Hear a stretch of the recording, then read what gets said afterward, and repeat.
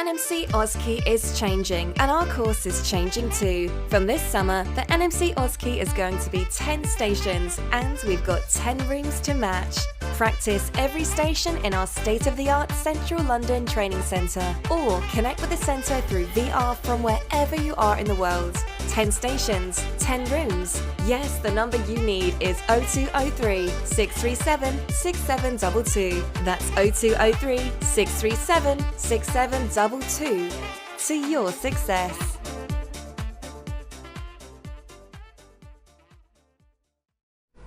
Hello, Manong George here. Welcome to our channel. And today we have a very special guest. Hi, I'm Grace. I've been trained here in the UK to do my nursing. I grew up in here, but I was born in the Philippines.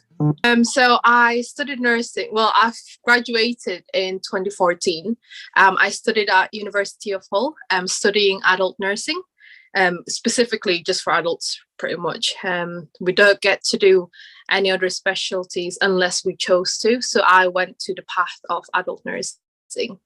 Hi, I'm Manong George, and I'm a nurse here in the UK, a Filipino UK nurse, practicing in the UK for over 10 years. Obviously, I trained first in the Philippines. Manong knows best. Here, so we did GCSE, so we had to get 3 GCSE of C and above for maths, English, and science to get into nursing. But so that's for the GCSE part. But for our A levels, we had to get a grade.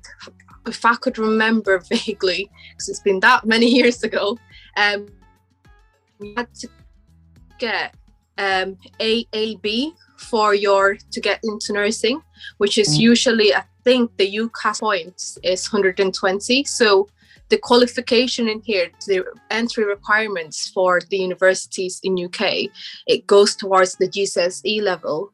And then after GCSE, you go in to do your A level. So when you've done your A level, your grades gets transferred to points. So yes, as far as I could remember, I think it's 120 points to get into nursing. So once you've got that point, you still need to apply to the university. And then in your personal statement, so you have to create like a statement to sell yourself of why they should pick you compared to everybody else to do nursing. So that's when you have to like say what experiences you've had. If you've had any like care background, because for us in here, like I've worked in a day home for elderly before I applied for my nursing. So I had that as my background already. But it was just, if you've got more experience, it's more likely that they'll pick you because they'll say, well, you are very keen.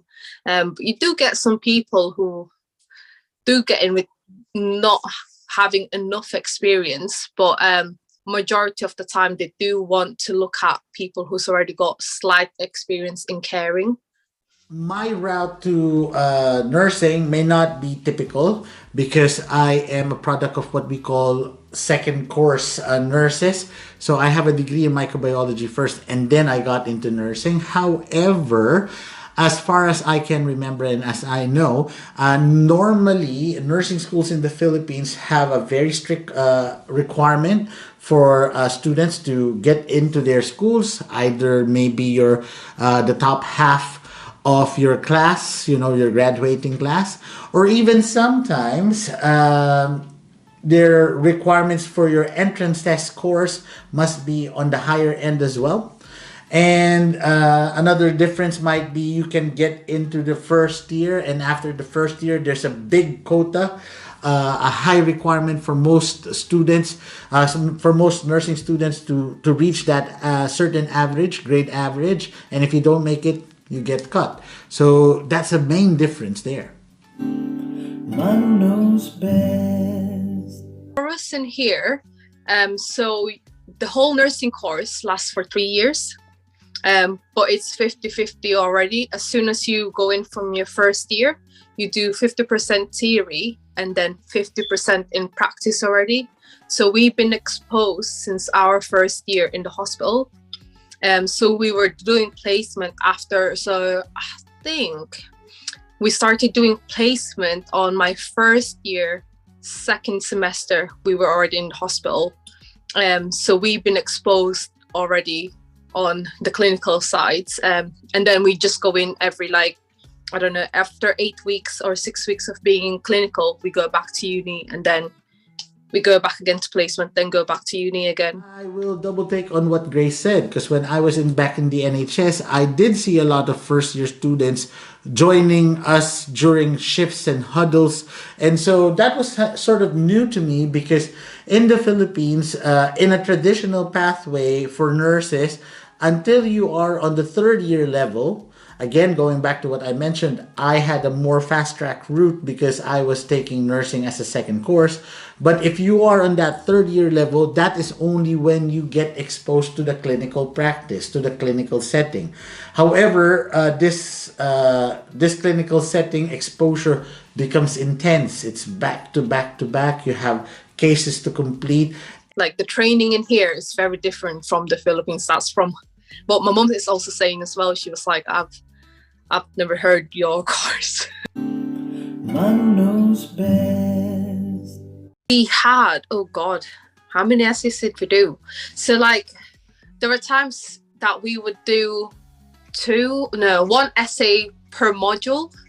So for the full 3 years, I probably roughly around 4 or 5 essays, and then we'll have about probably 3 or 4 exams. I can't really remember. But our final one is the dissertation, which is pretty much a full-blown essay. But I cried writing my essay. My parents said to me, they're like, you have to finish your essays. And I was like, I don't want to do this anymore.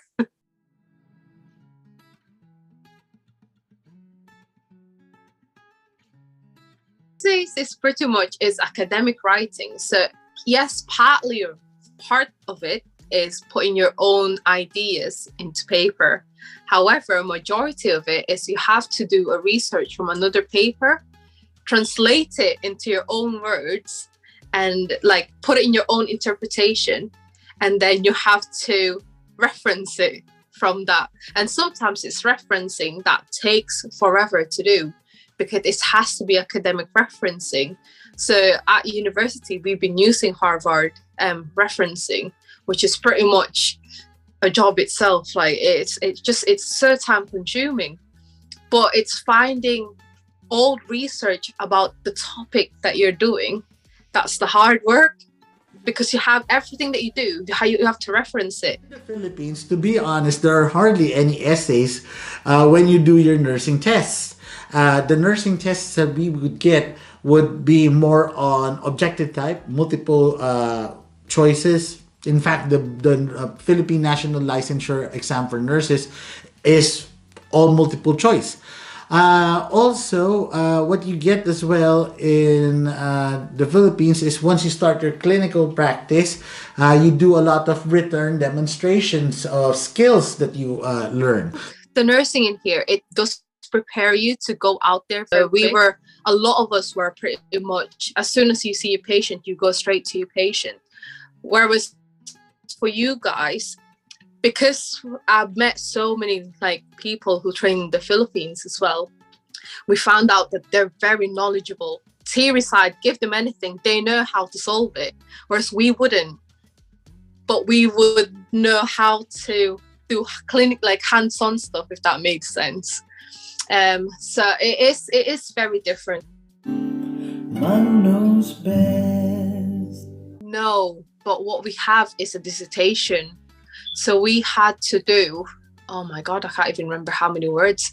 You have to do like thousands of words for your dissertation. So what you do is you pick a topic to talk about, and then you do a research about it. You create like a report, and your license will depend on that. If you pass if you pass that, then you pretty much pass your whole course. But we it's like, I think supposed for you guys, you've got your board exams. In here we have our dissertations. Maybe similar to what Grace, experienced here as she trained here. We do have a research paper to submit in our last year of nursing. However, the ultimate preparation would be for the Philippine National Licensure Exam for nursing. And normally, a minimum of maybe 4 to 6 months is the preparation you need. I say 4 to 6 months because the preparation doesn't start after your graduation from the nursing school.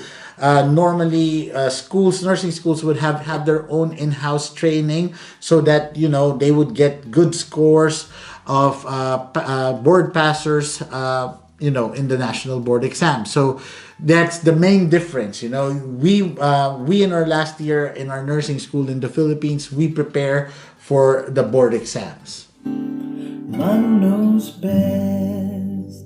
Oh, very controversial, that is. Personally, I would go for, if I'm training in UK, if I'm gonna work in UK, I would want to study in UK, because I think, yes, it's good enough to have the background knowledge, but like you said yourself, you weren't exposed to clinical areas until quite later on. And for me, it's much easier for me to transition from being a student to a nurse because I was already practicing it for 3 years. So if I was practicing and will be working in UK, then absolutely fine. I would 100% say I'd want to study in UK. I'd do nursing in UK. However, if I want to study other places, I don't know, like America or Middle East, probably Philippines curriculum probably will suit a bit better, because from what I have gathered, UK nursing is very different to the rest of the world. And we're good at hands-on, don't get me wrong. But background-wise, theory-wise, majority of the time we just wing things. So we do know our basics, but we don't know it as much as you guys do. Like, I remember like when I'm doing some trainings with the rest of our international nurses, they've got no problems with theory, but it's the hands-on that they tend to struggle with. So I actually believe and agree with what Grace says. If you have been trained in the UK, then obviously you are prepared to become a UK nurse, right? However, I would rather say for somebody who's trained in the Philippines, the training in the Philippines prepares you not only for the Philippine setting, but allows you to travel and take on board nursing in different countries, as evidenced by a lot of Filipino nurses all over the world. So I think on top of, the natural instinct of Filipinos to be caring and hospitable and be a good nurse per se, arguably the training you get in the Philippines sets you up not only for the Philippine setting, but maybe to become a nurse of the world. Always remember, Manong knows.